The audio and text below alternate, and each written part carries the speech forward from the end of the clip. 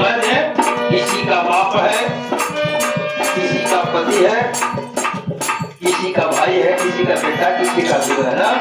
आप करो, किसी की माँ है, किसी की बेटी है, किसी की पत्नी है।